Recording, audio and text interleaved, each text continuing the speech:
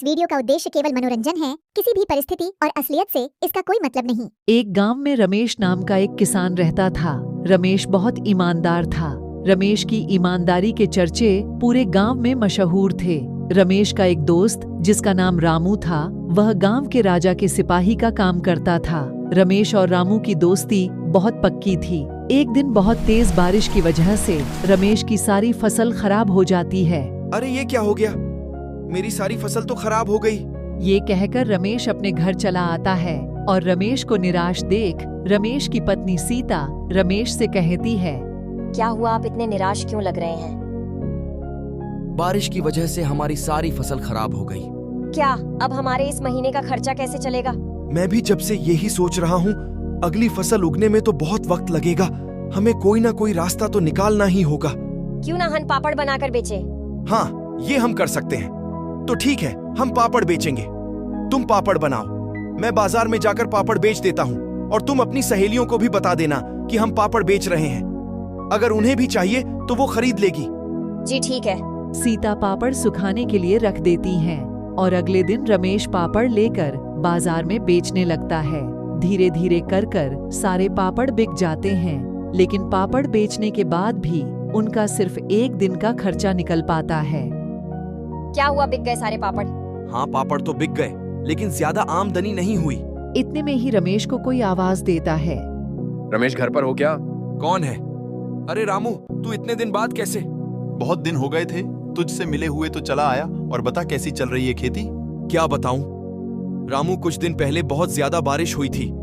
इस वजह से मेरी सारी फसल खराब हो गई। घर का खर्चा चलाने के लिए मैं आज पापड़ बेचने के लिए बाजार गया था, लेकिन पापड़ बेचने के बाद भी उतनी आमदनी नहीं हुई। अब मुझे कहीं पर काम ही करना होगा। ये तो बहुत बुरा हुआ। काश मैं तेरे लिए कुछ कर सकता। तुझे मेरी कितनी फिक्र है। चल मैं अब चलता हूँ। ठीक है रमेश, मैं भी चलता हूँ। अगले दिन राजा रामू से कहता है, रामू, मैं एक सच्चा और ईमानदार किसान ढूंढ रहा हूँ ताकि वो मेरे बगीचे की देखभाल कर सके। क्या तुम ऐसे किसी किसान को जानते हो जो मेरे बगीचे की देखभाल कर सके? रामू मन ही मन में सोचता है, अरे ये काम तो रमेश कर सकता है। वो एक किसान भी है और उसे काम की जरूरत भी है। ये ही वक्त है अपनी दोस्ती दिखाने का। क्या हुआ रामू, क्या सोच रहे हो? कुछ नहीं महाराज, मैं ऐसे किसान के बारे में जानता हूँ। उसका नाम रमेश है। क्या ये वही रमेश है जिसकी ईमानदारी के चर्चे पूरे गांव में मशहूर है? जी महाराज, ये वही रमेश है। क्या मैं उसको काम के लिए कह दूं?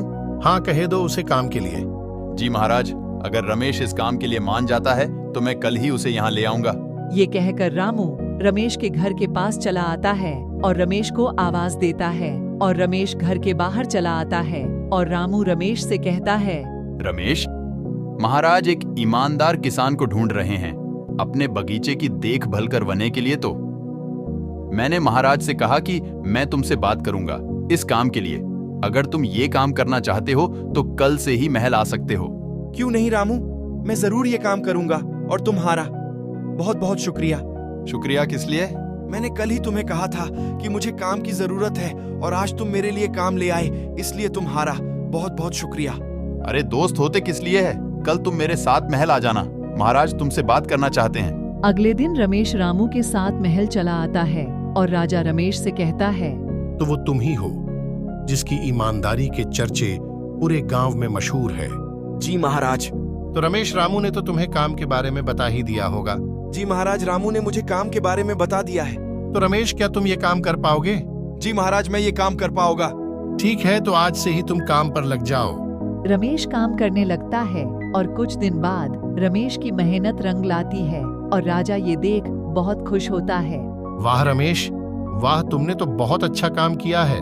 ये लो, इसमें कुछ सोने के सिक्के हैं, रखो अपने पास। आपका बहुत बहुत धन्यवाद महाराज।